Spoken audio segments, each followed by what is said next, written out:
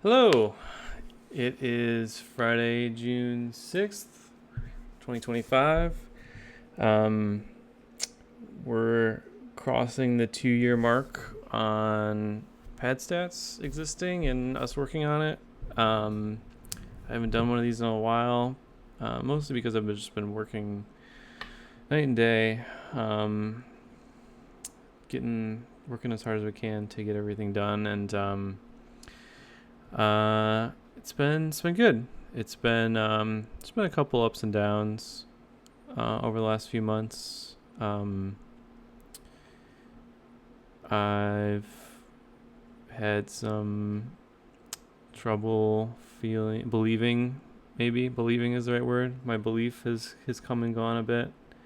Um, but I'm in a good place now. I'm in a better place. I'm back to believing that this is going to be a great thing, and I'm excited again. I've fallen in love with the problem again, and that's a good thing. As I kind of reflect over the past few months, maybe last 6 months, I think it's been hard. It's been. I mean, we're up on 2 years of working on this. At this point, I think honestly, 2 months away from launching, maybe 1 month, somewhere in between the two. It's kind of less and less of a technical problem, and more of a just letting the computers crunch their numbers and then debugging the website.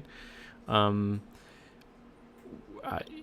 I sent a demo to my current property manager, and he's I think he's more of a harder person to get excited. He's a very well-connected person, and he called me immediately and was super duper excited about this and about pad stats, and I don't know, that just totally reinvigorated me and got me all excited again. And I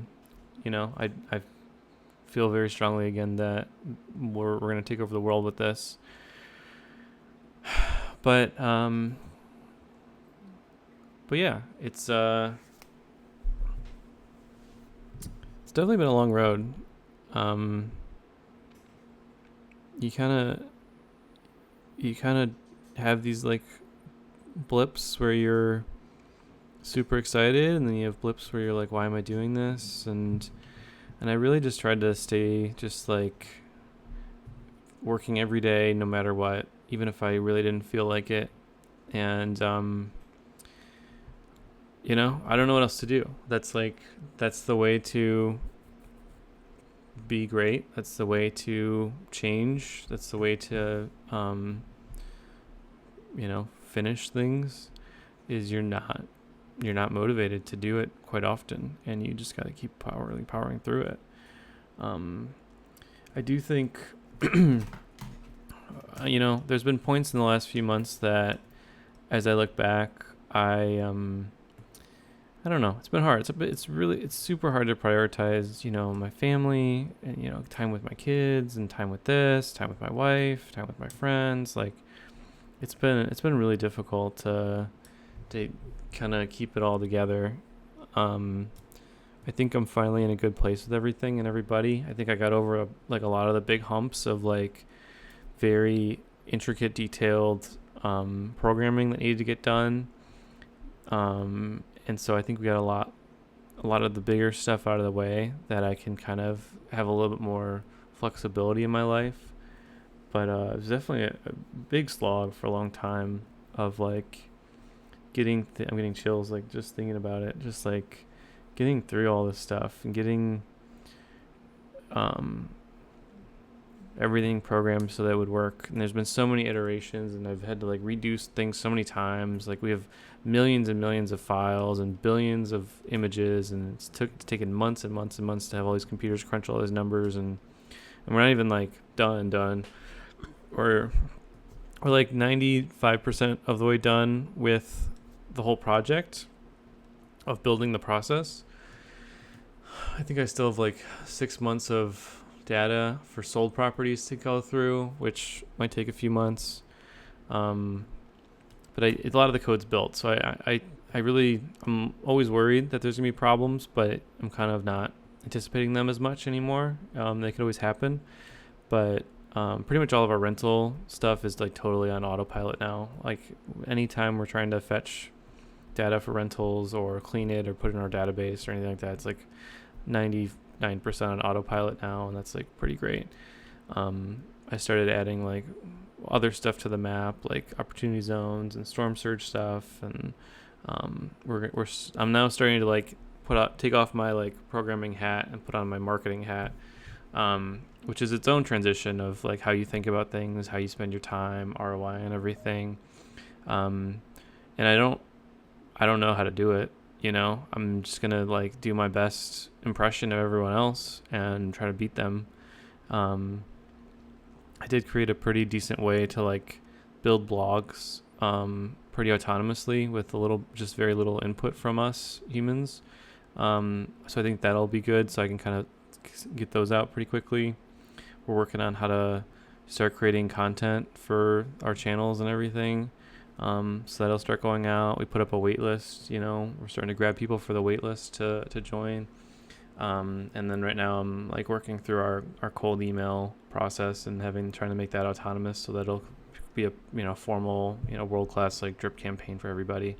And I think it just goes back to like, I didn't know how to do any of these things, and I really had to beat the crap out of myself for a long time, for like a year and a half, to not make that a reason to not try, or to the idea that I might fail, or I might not be good at this, or that it won't work, or that I don't even know where to start.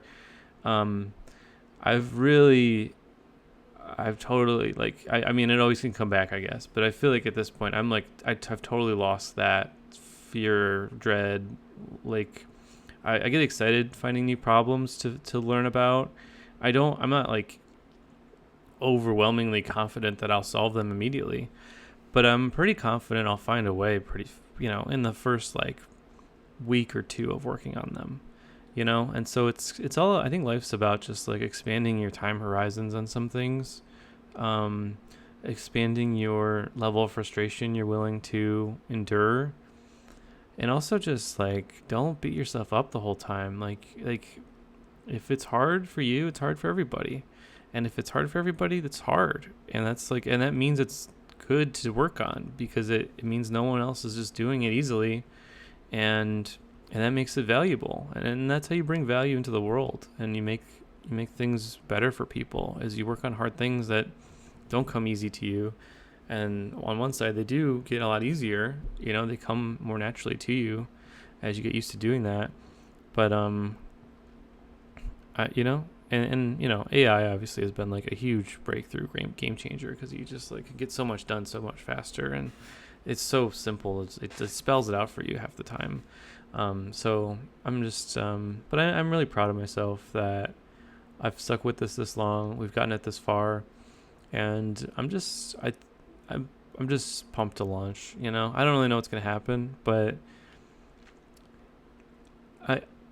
so I guess something I should discuss is like, I've been focused for the last few months on this thing called priming, which is like, and this is a real psychological term like that people have written many papers on and everything. I look very tired today. I didn't expect that.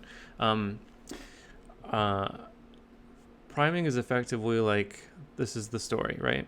So every day I drop off my kids at school. Okay.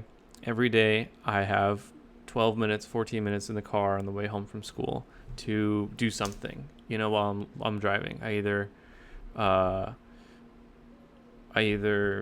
listen to a podcast or watch a YouTube video or something, have it on the background, whatever. And I've learned that this psychological study is valid. Like, it's true. The white papers are right. If I listen to happy music, I'm happy. If I listen to sad music, I'm sad. If I listen to angry music, I'm angry. If I listen to an interesting podcast, I'm interested in the world. If I listen to somebody who's just like angry and making everything sound bad and wrong, I think everything's bad and wrong, and it trickles like into my day, like pretty far. Like I'd say a good like 3 or 4 hours later, I'm like more or less motivated, more or less anything, based on what I picked to listen to that day. And so I've learned that like I have a lot of control over these things. And it's like a weird, I'm getting chills again thinking about it, but like I my life is not determined. My day is not determined. My next hour is not determined. You know, I am in total control. I'm not in total control of everyone else or what things are going to be like, I guess, but I'm in total control of how I see them. You know, how I feel about them, how I feel about myself during them. I I've I'm reading this new book. It's been helpful because my therapist has been off for 3 weeks, but and it is like blown my mind how frequently I am having a bad day, feeling bad about myself, and and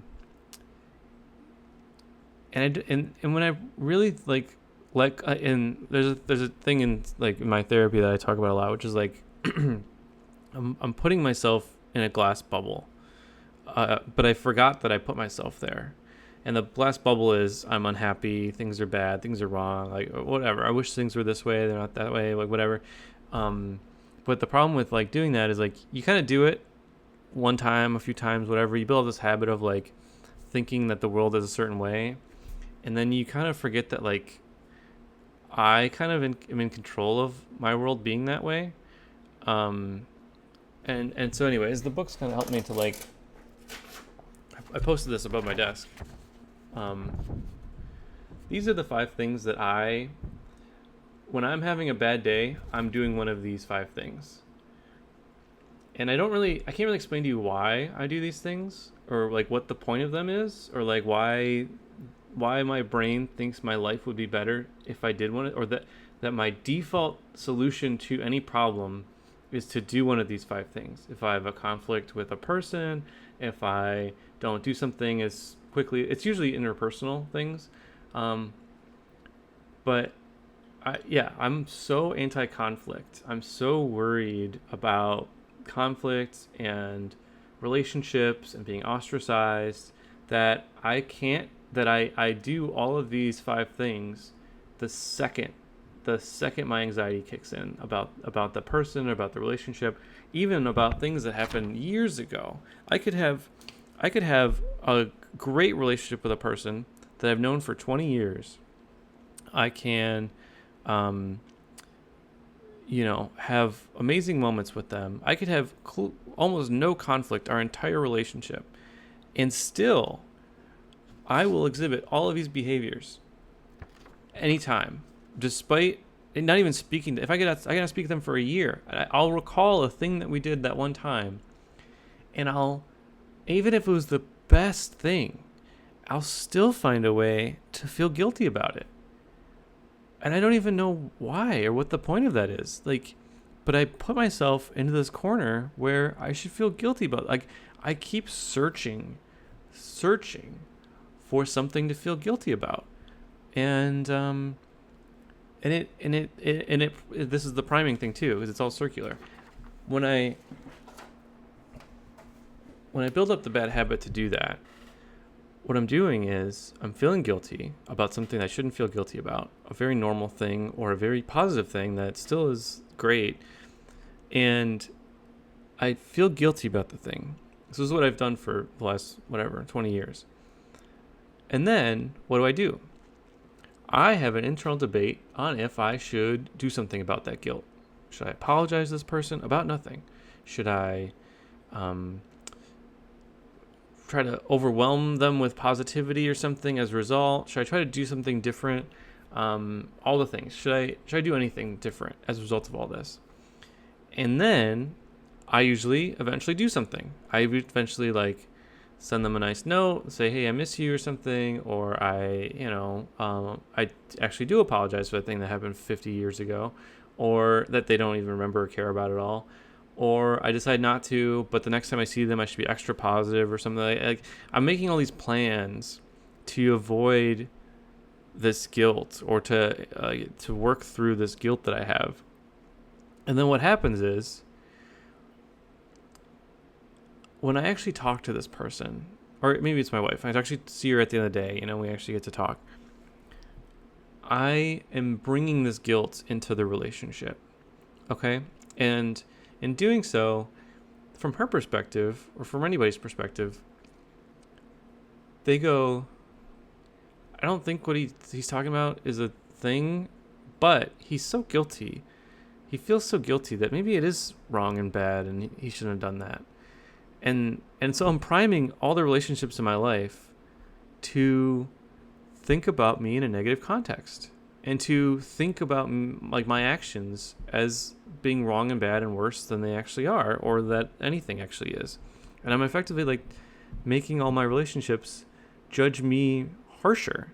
And then I feel more guilty. It's like a circular thing that like I'm telling them effectively to judge me harsher. And then I'm feeling the harsher judgment, or I'm making it up as a result of that. And I just I don't know. That's why it's been so good to like just kind of like think about these things holistically, because I'm starting to see these large patterns that like are so bad, like they're for nobody. I'm learning I'm harming the relationship by doing these 5 things. I think I'm helping. I think I'm like I'm so worried about the thing, the anxiety like them creating to like avoid the ostracization or something. But it actually makes all my relationships trust me less and think about me in a negative context more. And think about it, like when me and my wife get into like a little weird tiff about something, I don't share my true feelings, one of the 5. How does that, like, I only think about it from my perspective, but I guess if I was around somebody and they were clearly mad at me, but they wouldn't ever tell me why or what specifically, how or what to do about it, I would just kind of feel weird about that. And I wouldn't, like, I would understand it's like one of their personality traits, but it would make me want to trust them less and make me want to like have less positive feelings towards them and things like that. So I don't know. I think as I'm heading towards turning 35 years old, which is insane within itself, like it's been my goal for the last like month or so to never do these 5 things. And it's been great, honestly, because I've had almost 0 bad days, because anytime I'm having a bad day, I look up at this stupid list and I go, am I doing one of these 5 things right now? And the answer is 100% been yes, every single time so far. And most of the time, I think almost every time so far, I was doing one of those 5 things for no reason. The other person or the other thing, the thing that I'm avoiding or trying to work around or fix or whatever, didn't care or notice that I was doing one of these 5 things until it brought the negativity into the relationship. Like, they weren't feeling, everyone's living their own life with their own brain, worried about themselves, and they're not thinking about me.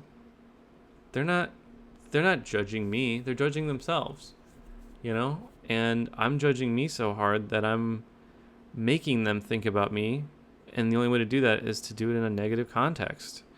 And everyone's harmed by it. And so, I don't know where I acquired these 5. This guy, his name's Greg Harden, calls them negative or self-destructive behaviors and habits.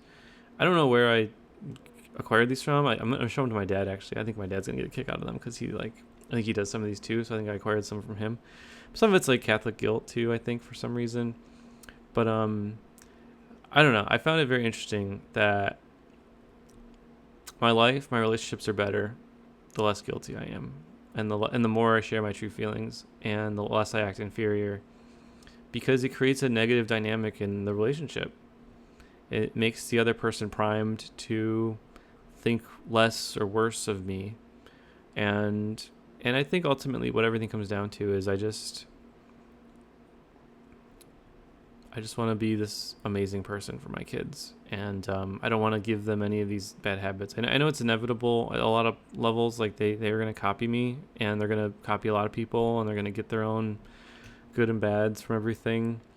But I feel like it's just my job and my purpose to try to be as self-reflective as possible, and do as much as I can to know, and try to avoid and fix and understand all these things so I can have some wisdom to pass to them or something whenever the time comes.